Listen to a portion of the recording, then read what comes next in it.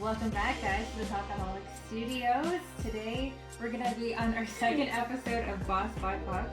This series on our channel, as you've seen before, features interviews with people of color in our community who are doing big, amazing things that we'd love to learn more about. But of course, we're welcoming back and reintroducing Nawal Salim. She's been on the podcast before. Welcome, Nawal. Nawal Salim is an actress, filmmaker, content developer, arts educator, and community organizer. This year, she landed her first role, let's go, on TV. In the Dark on the CW network, her first short film, Taboo, and her first 2 national TV commercials, which is super recent. I saw Congrats! During her undergrad at York University, she founded Greenline Productions, a Muslim dramatic arts organization. We actually took part in that. That allowed students to perform and create dramatic art. Events included open mic nights every 2 weeks. That was good memories. Screenwriting and filmmaking workshops, and a film showcase at the end of each year. Yeah. Wonderful. So welcome again, Nawal. Yeah. We're gonna start 10 questions. Just answer off the top of your head. They're really simple, so don't worry. Okay. So number 1, what's the best quality someone can have? And the ability to compromise. What's your greatest fear? Not being loved. Oh. Who's your role model? Malcolm X and Lady Gaga. Yeah. My greatest goal in life is blank. Oh my god. I don't know, to win an Oscar. Yeah. That's a pretty material good goal. goal. Yes. What's the best advice you've ever heard? Oh, you do this because you love it, right? Oh. Yeah. Nice. Where do you feel the happiest? When I'm acting or in spaces like acting or filmmaking and stuff like that, yeah. Nice.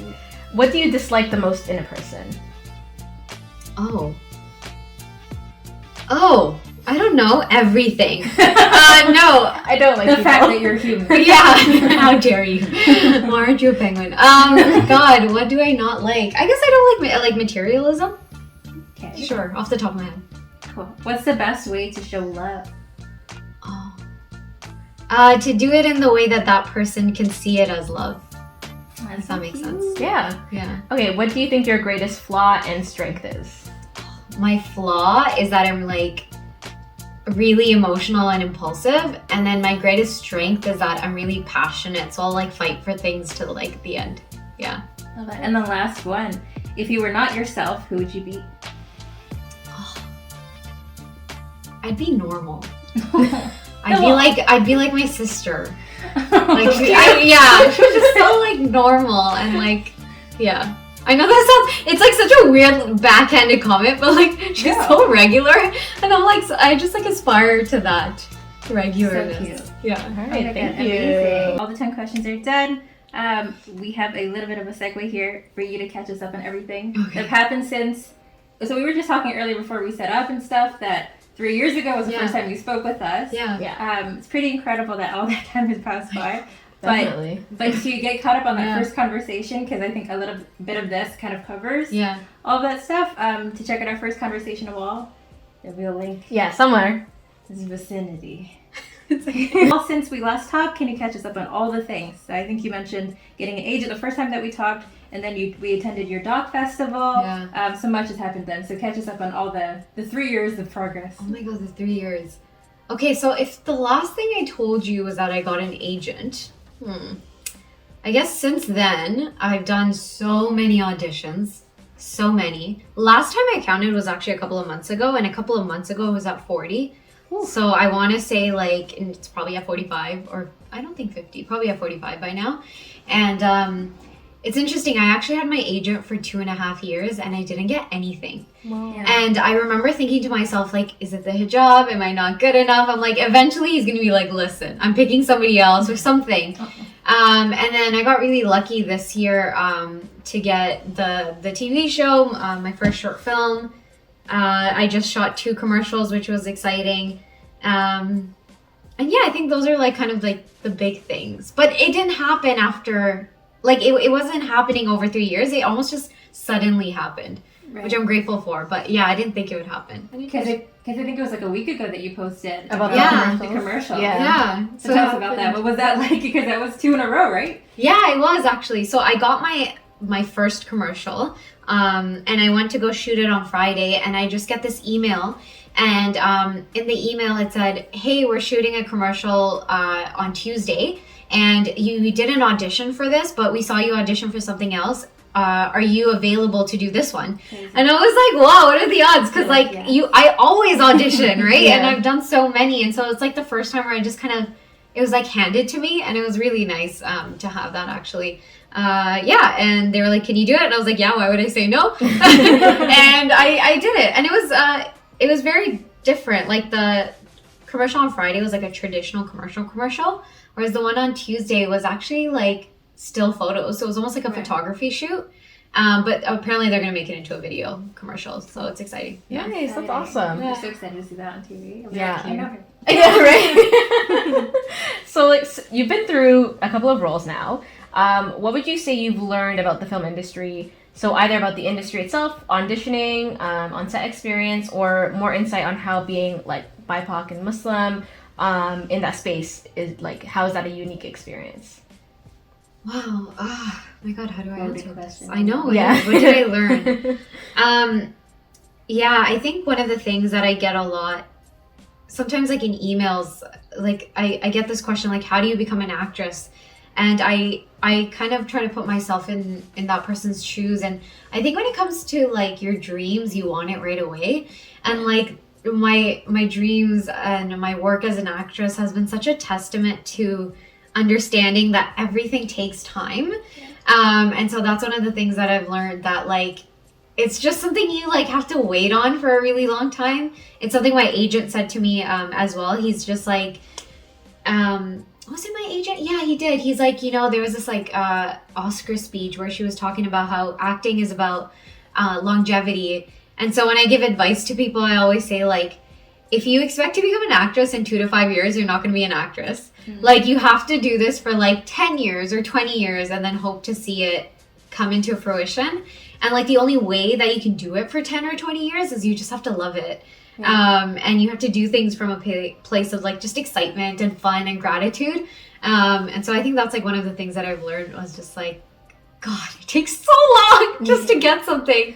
It's a lot of hard work. Yeah, definitely. I can feel that, especially when you're really passionate about something. Like you're so eager to have all the things happen. Yeah. But it's like sometimes you have to take time. You have to take some time and think like, okay, not everyone. And it's pretty common, I would say, in acting in general. Like, you can correct me if I'm wrong, but like, people have very long careers. They've been in it for a really long time, even if we've only heard of them, more recently. But you find out they were doing this since they were like babies, and it's like, so things take time, and you're doing amazing. I think it's super applicable to like content creating in general now too, especially the two of us now sitting here over and over again saying it's been 3 years, right? And obviously it can be like disheartening sometimes to like put all the work in and all the production and like wanting to be like, okay, we're viral tomorrow, like, but it's incredible how much like the perseverance, especially like for as long as we've known you, to like stick it through like that. So it's only good things are gonna come.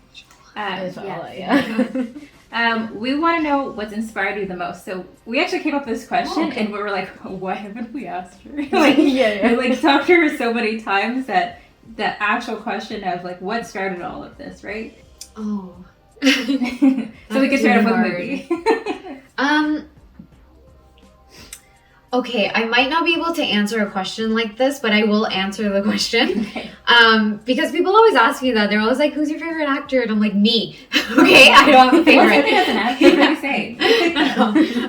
But I think for me, like, it kind of happened recently where I was, how do I explain this? Okay, so I have this personal motto, and I named my thesis film after it, and it's called Keep Dreaming, Kiddo. And I actually, like, developed it in high school, and we had this, like, marketing class, and it was, like, pick a personal motto, and I picked that based off of another motto, which was never lose your childlike wonder. And so it's this thing that keeps driving me and inspiring me to remind myself of, like, little Nawal that had dreams of, like, being on TV. And it is this like double-edged sword where it's like keep dreaming, kiddo is like this inspiration of like keep doing it, but also like keep yourself humble and like, down to earth. And recently, oh my God, whenever Into the Spider-Verse came out, Oh, yeah. I remember there was that scene where Miles has this like self-actualization moment where he's just like, no, I can be Spider-Man. And I thought about all the little kids, in particular, like the BIPOC kids that are watching Miles and thinking to themselves, like, that could be me, and it's possible. And I think that this is such a long roundabout answer, but you know, when we're kids and we watch something on TV, we don't critique it. We're just like, oh, cool, a superhero. I want to be a superhero.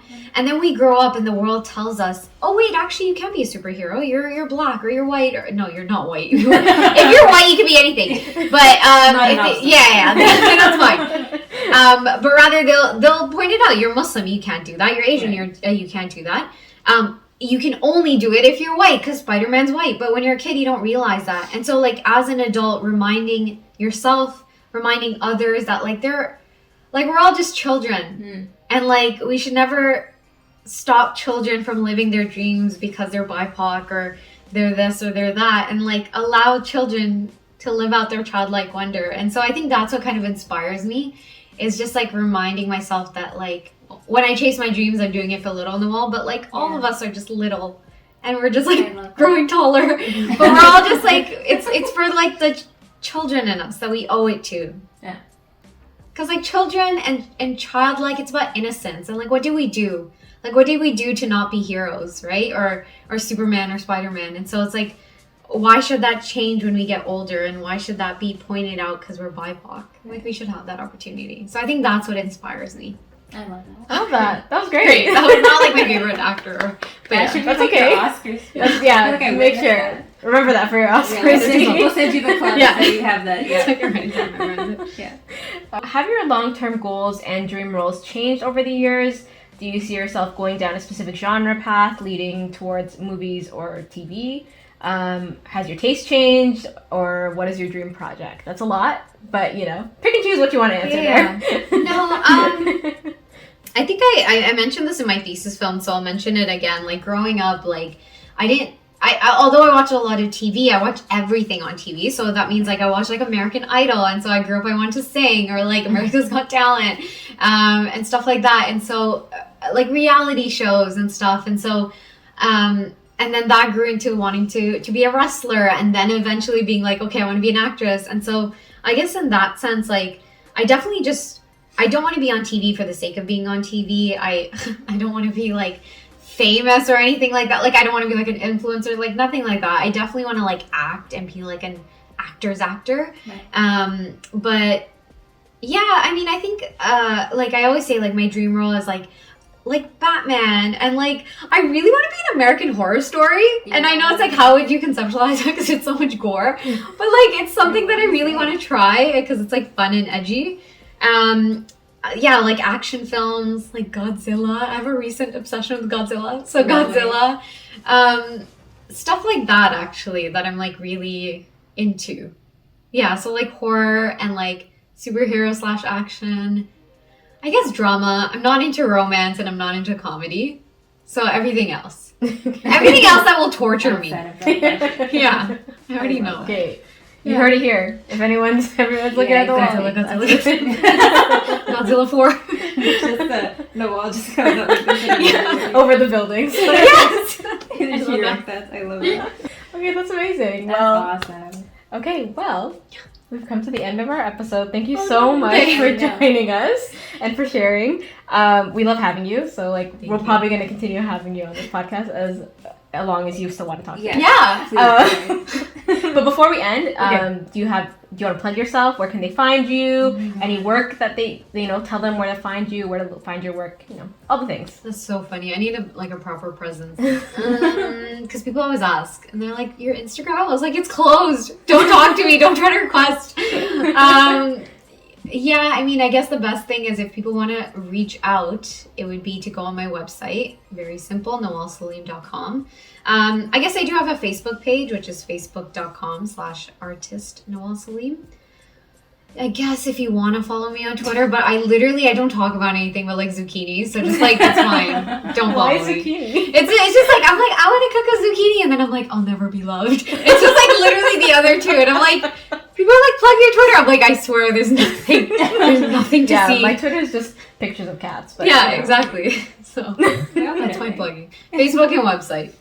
Love old that. lady, sounds Amazing. Yeah. We do have a couple other episode ideas that we're going to shoot right after this, really quick ones. So look out for that once that comes out. But thank you again, Nawal, for joining us. We're so appreciative of your time. To watch or listen to our content on Talkaholics anytime. We're typically a podcast show, so we typically are on Spotify, iTunes, or Apple Podcasts, I think it's called. And SoundCloud. SoundCloud. Yeah. Thank you. We're on YouTube too. IG, Twitter, all over the place. I think I got all of them. Yeah. Good job. Our Gmail, we never send it anymore. You know what? We just stopped plugging our Gmail because I feel like sometimes we sound a little desperate. Talk to us. Please send us emails. Please Tell us we're good. Tell us you love us. But I will say that on our Instagram, if you click on our Linktree link, yes. There is a Google form that you can fill out if you want to shoot us like questions that you want us to answer, questions about ourselves, questions about the world, advice, give us content ideas, anything you want, just plug it in there, and we'd be happy to hear from you. But other than that, thank you guys so much for watching. Thank you, Nawal, for joining us, and we will talk to you guys on the next one. Bye.